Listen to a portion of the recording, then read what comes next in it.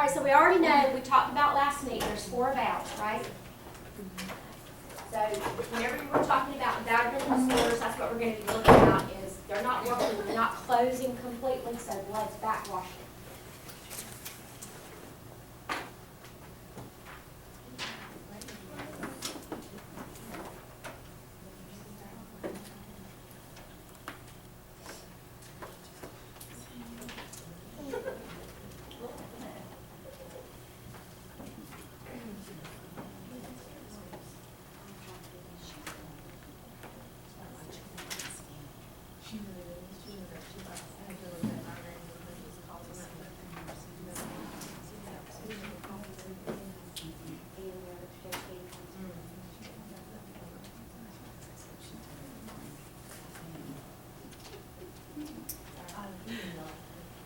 Okay. Remember, left side is which valves? Aortic, right? All right, so the right side's going to be what? 5 tries, right? This just kind of gives you a quick overview and shows you the valves. And you'll notice these are the little cusps right through here.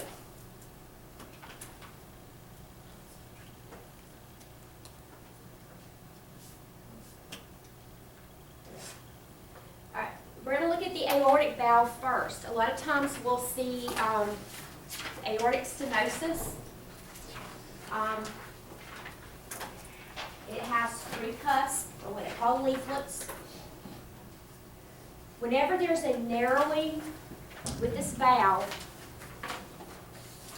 or it could be the cusp or the leaflets are not flapping and closing good, they've become rigid, they're stiff, they're not as mobile. We see this whenever we have a enlargement of the left ventricle, excuse me. Usually what's causing this enlargement in the ventricles, because why? If that valve is not closing completely, blood is doing what? Right. Because when the ventricles contract, it pushes blood where? The lungs in the body, and the ventricles, blood's going where? To the body. What's happening? It contracts, pushes blood up, blood rushes back through. So then we start getting an overfill of that left ventricle, because not all of the blood is being pumped out like it should. Okay? So as blood starts backing up in that left ventricle, it's going to start stretching and become enlarged. Okay? And these people will develop left-sided heart failure. Okay? With older adults, it's typically more of a narrowing of the aortic valve, and it's usually because of some just degenerative changes. We do see some aortic stenosis in our children and young adults, and that's usually a congenital issue. Rheumatic carditis, or patients that develop infective endocarditis, can also develop aortic stenosis from the infectious process.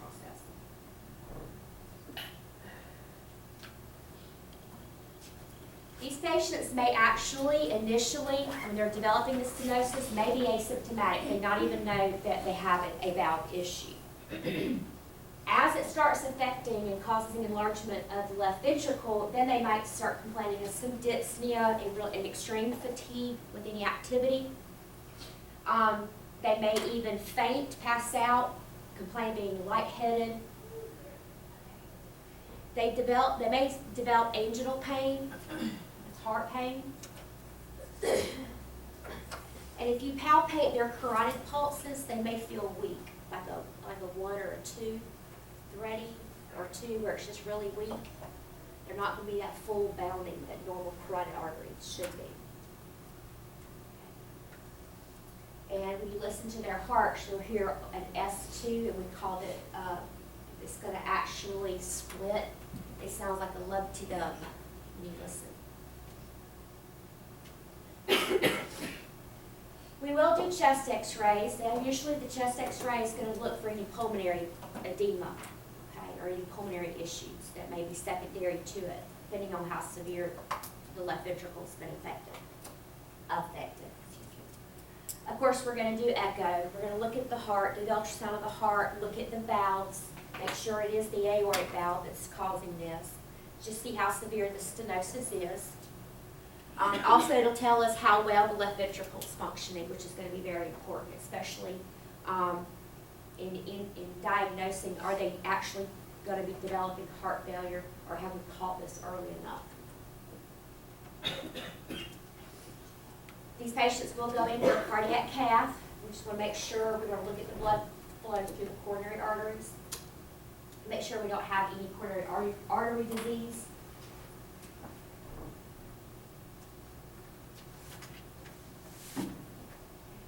Our main goal, these patients we will give digoxin to, because once again, we're having it's affected their pumping ability because of the enlargement in the left ventricle, right? So we can give them dig to increase that contractility, try to eliminate some of that stasis and that blood pooling in the left ventricle. Our goal with these patients is to maintain as much cardiac output as we can. Like I said earlier, any time a patient has any type of cardiac issues, our primary goal is to maintain as much healthy heart as we can, okay? The patients may need some diuretics, and of course they are going to be on a sodium restriction. If the aortic stenosis is secondary to the endocarditis or the rheumatic fever, they'll be on antibiotics already. They may need some nitrates for the angina pain, the nitroglycerin. Do y'all know how to give nitroglycerin to a patient? With gloves.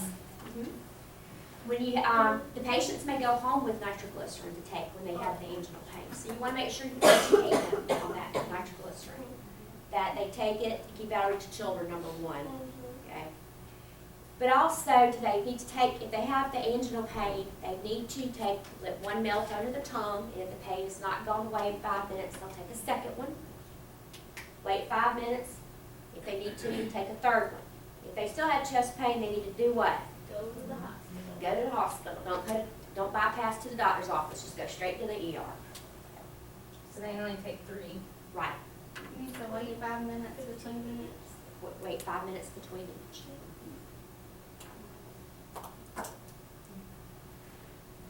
Depending on the severity, they can go in and put the patient under a balloon vulvoplasty, where they, especially if it's stenotic, and they'll actually put a balloon in there. And they can do this by going through the same procedure as the patient if you're having a cardiac cath. So they don't have to like crack the chest open for the ballonoplasty. They'll just feed the catheter up through to the valve. They'll blow up the balloon, kind of push those cusps or those leaflets back, and try to get some flexibility back to them. If that's not an option, depending on the severity of the stenosis, they'll just go in and do a valve replacement. What are they replacing with? Little mechanical. They're like little metal. They have like a rubber ring on the outside. Don't they also have like from an animal or a cadaver, but like a real valve? They can. But I just said that it doesn't work as well as the mechanical. No, because they'll wind up developing. If you get them from a cadaver or like the pig valves they use, it can develop stenosis and issues later on as well. Where they use the mechanical one, you're pretty much good to go. It's not going to develop that stenosis because it's not, human tissue anymore. Okay. So basically, with these patients, we want to monitor their symptoms. Okay. They're going to have a lot of tests done, so they may have a lot of questions about any of the tests and procedures. So you want to make sure you're knowledgeable so you can answer their questions. Of course, getting their meds is going to be important as well. We need to make sure the patients, they're going to be on oxygen. Okay, we know that. We're going to make sure we monitor their O2 saturations continuously. They will be in the ICU, these patients. If they go to have a ballonoplasty or a valve replacement, they will be in ICU afterwards. Make sure you talk about the dietary modifications. They need to know that you do not need to consume sodium, because we all know that the patient's family does what when they're in the hospital? bring the salt, bring the food. bring them food. Yeah. McDonald's is right in the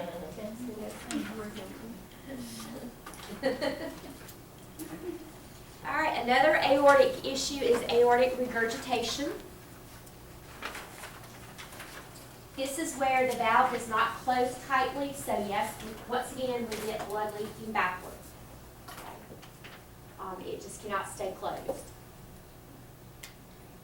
Usually it's because there has been damage to the actual cusp or those muscles that control the cusp. We see this, some patients with the rheumatic carditis, the endocarditis, they can develop this. Syphilis infection, that left untreated, can actually affect it. And just two, degenerative changes as we age. It just, the muscles are not functioning as well as they used to. They've been stretched, maybe because of some coronary artery disease.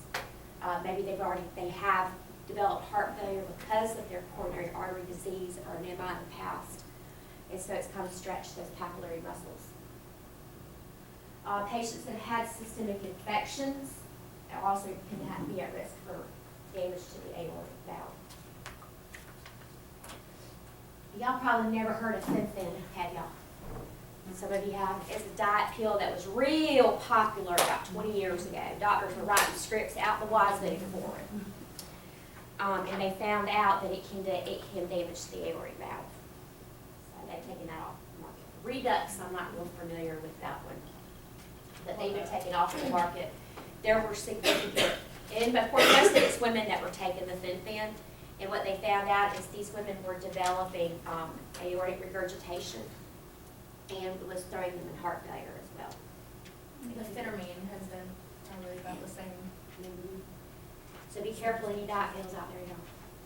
Know what they might do.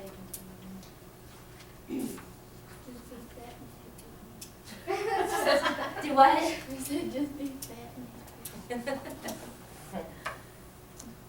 These patients will present, they usually come in with elevated heart rate, so that means it's going to be over what? 100. Okay. They're going to look flushed, their skin's going to be damp, moist, and they have what we call a water hammer pulse. I know what that means. Okay, just imagine what it feels like if you have a bucket of water and you're taking a hammer and hitting the top of that water surface. What's that going to feel like? It's going to get a thump and it's going to get a squish to it, right? So that's what it's going to feel like. It's very weird. If you ever have a patient that has it, you're going to go, ew, that feels different. Patients, their systolic pressure is going to be elevated, while the diastolic is going to be low or actual in a normal range for them. And you will hear a murmur with this regurgitation. At first, they may complain that when they lay down flat and go to bed at night and they lay flat, that they have palpitations, or if they turn on their left side. In the later stages, they will start developing the chest pain and the shortness of breath, as more and more stretching is done to the ventricle and the aorta on the left side. The best way to diagnose this is going to be a cardiac cath. We'll do a chest x-ray just to make sure there's no pulmonary involvement with fluid overload. They'll be in ICU, once again, bedside monitor, continuous monitoring, continuous O2 sats, they're going to be on oxygen.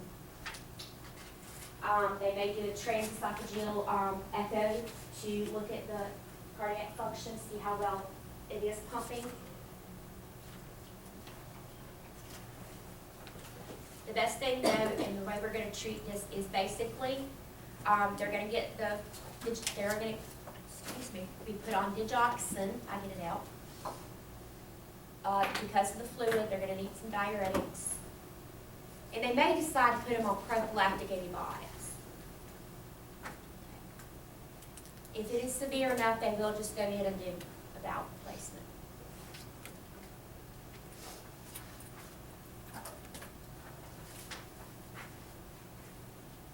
Any questions so far? So pretty much with all cardiac disorders, they're gonna be monitored always. More than likely, they're gonna be on the job. If it's a contractility issue, they will be put on the job. And they're always gonna have oxygen therapy. Yep. How do antibiotics help your dog? What you're looking, if it's not already secondary to the endocarditis or something, they're trying to prevent a secondary infection.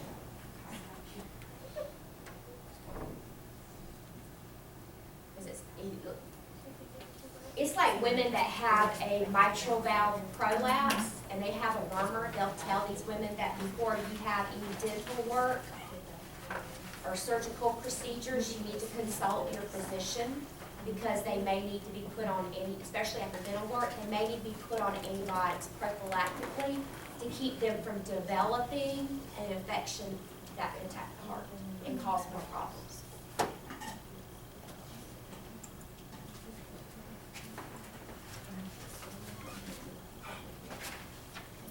So now we're going to look at your mitral valve.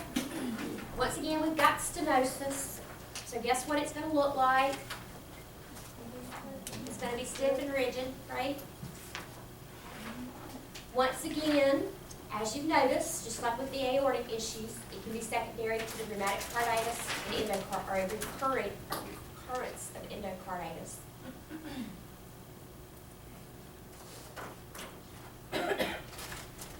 These patients can be at risk for developing arterial blood clots. They can develop pulmonary hypertension and right-sided heart failure.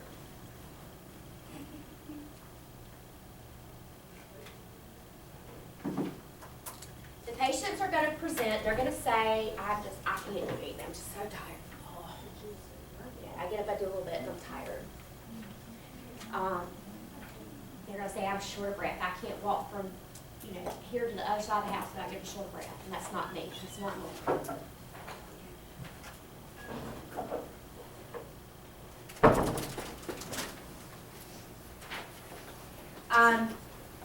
They're also going to say their heart rate speeds up. They feel like they're getting tachycardic periodically. They're going to complain of being a little bit more short of breath when they try to lay flat at night. They may actually have to sit elevated up on a couple of pillows. If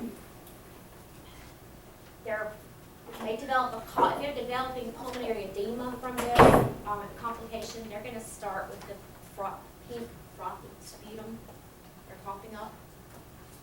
So we know we have some pulmonary involvement now. You will hear crackles when you listen. You will notice jugular vein distension, okay? And they will develop peripheral edema, and they typically have pitting edema. Okay?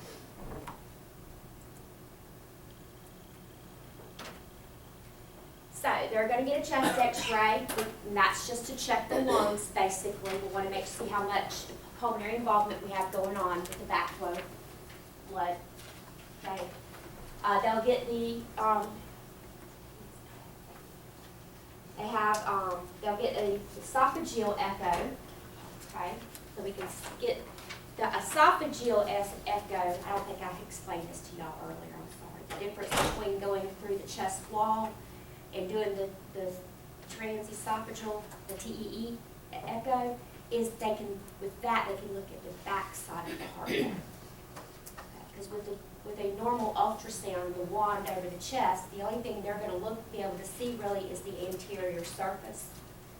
They're not going to be able to get a picture of the back unless they go in with a transesophageal echo, and then they can get a good picture of the back of the heart as well. Now, is that the same, the esophageal echocardiogram? Yeah. So they're gonna see the back. Okay. Same thing.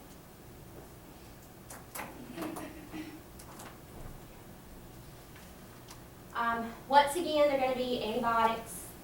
We're trying to prevent any more damage to that heart. Okay, we're trying to maintain as much function as we can. We do not want their heart failure to progress any more than it already has. They can go in, of course, do the vulvoplasty, the balloon vulvoplasty. Or we can do a valve replacement.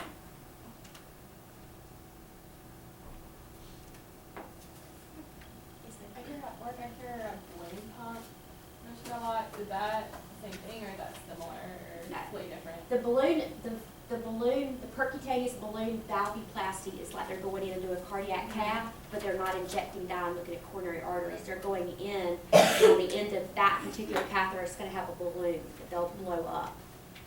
Okay, and try to break up some of that, to try to restore flexibility to those cuspid leaflets. The balloon pump you're talking about are patients whose heart has failed, whether it's the electrical conduction system, and they're basically keeping the heart pumping with that balloon. That's what they're doing. Those patients are probably on a heart transplant list.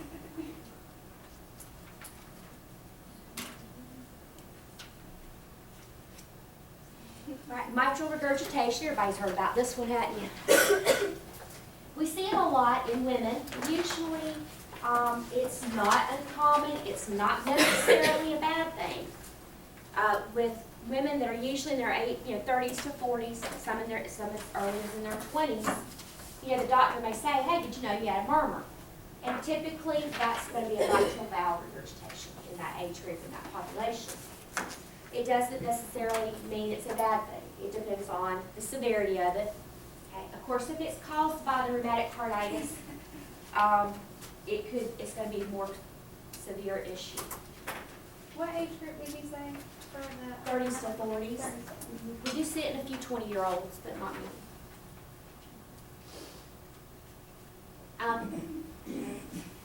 Patients that had an MI, a lot of times can develop mitral regurgitation because of the damage. Okay, it's actually because there's heart damage, heart muscle damage that has occurred there and around the mitral valve, and then it affects those papillary muscles to the cusp of the valve. Once again, you're getting where the blood flows backwards, and it's flowing back into the left atrium.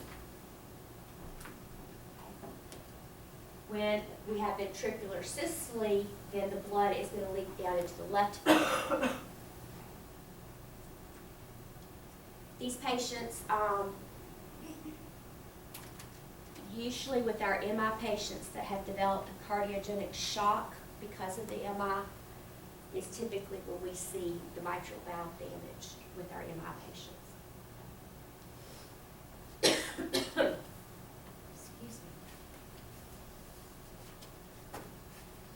If you have a patient and she says, yeah, my doctor told me, a while back I'll probably have a little bit of a mitral valve regurgitation. It's nothing bad. We just tell them what symptoms to watch for in case it starts getting worse as they get older. Most of the time, it's never an issue.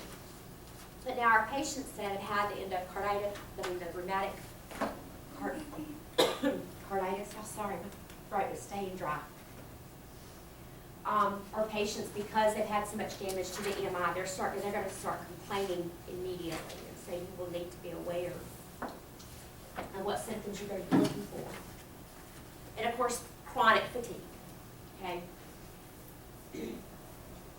They're going to say they're short of breath on exertion. What does this sound like? All the other issues we've talked about, doesn't it? They're going to have the same symptoms. Why? Right. So when you're trying to differentiate which one of these valve problems, pick out and notice symptoms that are different from each other. You see what I'm saying?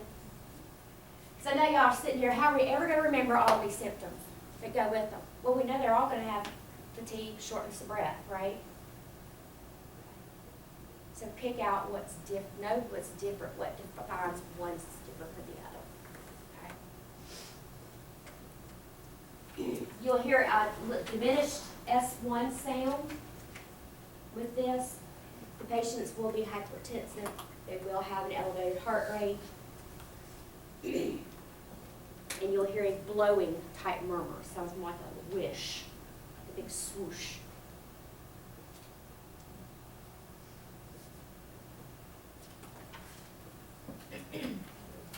They'll get a TEE done, because we want to look not just at the front of the heart, but the back of the heart as well. We'll do a chest x-ray just to look and make sure if they develop any heart failure, that the fluid is not backing up and affecting, the lungs.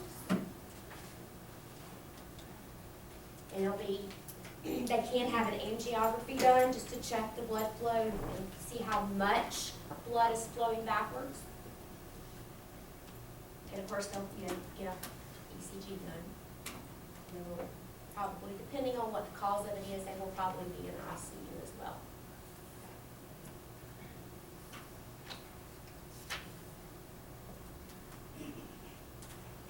And surgical, they can go in and replace it. That's typically what they do. Our patients, we're going to monitor their heart, their blood pressure, their heart rate, of course their rhythm. You want to make sure you assess your lung sounds and heart sounds with these patients. If they start developing any signs or symptoms of right-sided or left-sided heart failure, you want to be aware of that.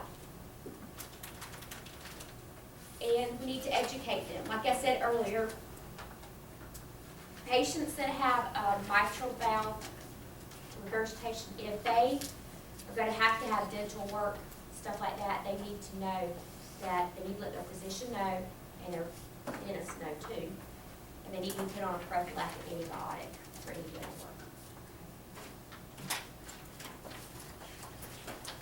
work. Mitral valve prolapse. This is where the cusp have actually become enlarged, they're floppy, and they're actually hanging down into the left atrium.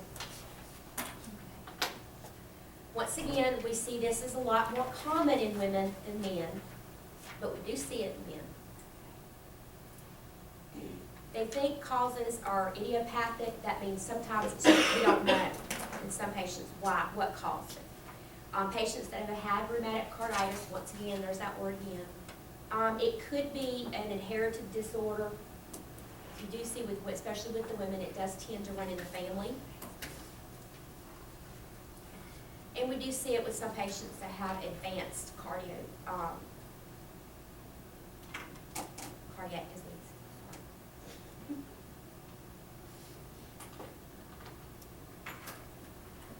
Some think that they also come up now with this syndrome, mitral valve prolapse syndrome. And this is usually because our autonomic nervous system does what? Heart, respiration, all that good stuff. But they think there's some disconnect there that's caused it to kind of droop.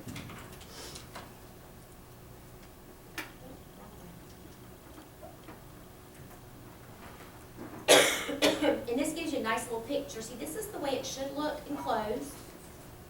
You see these little strings right here? That's the papillary muscles, okay, that pull down on the cusp to open them and then relax to let them close. But here, you can see how they're misshaped. They're thicker, they've kind of drawn up, and it's allowing blood flow not only to go up through, but then what? Wash back down.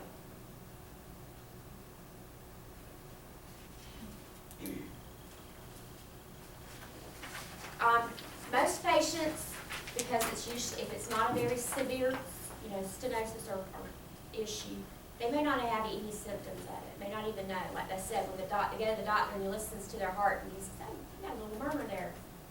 They may not ever even know it. They're asymptomatic, and for a lot of women, it doesn't cause them a problem. Okay. If it's severe enough, they can develop an angina because of it. That's usually associated with exertion. They may complain and develop palpitations, anxiety.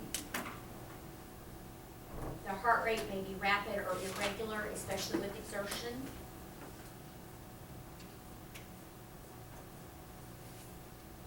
As it worsens, or if they have a severe case of it, instead of just simply hearing a murmur, which is the backflow, they'll hear more of a click when you listen over that valve area. And of course, they're gonna have an echo done, an ECG done. So diagnostic findings for any mitral, or for any valve issues is gonna be, what's gonna be the most indicative diagnostic test to be done? Echo.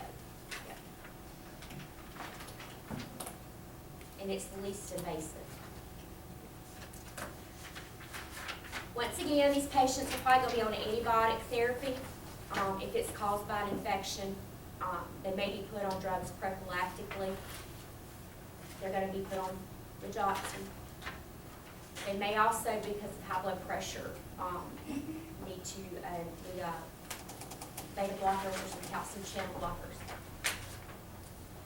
Once again, it's a heart issue. These patients are at risk for throwing blood clots because of the valve issue and the stasis of the blood in the ventricle. So we're going to put them on aspirin, low-dose aspirin. If they're having some anxiety with it, especially when they start getting those palpitations, that's kind of scary and causing anxiety. So we may need to give them some Ativan or Xanax, just a little something to take the edge off. Okay? If the patient starts developing chest pain, you want to make sure that they are lying flat with their, not lying flat, that they are elevated at a 90-degree angle with their legs flat and elevated. These patients should not consume alcohol. They need to avoid caffeine. Caffeine is an irritant, okay? Especially if they're already having palpitations and that irregular rapid heartbeat. They do need to exercise. They may need a modified exercise routine for a cardiac patient. And their blood pressures need to be monitored regularly.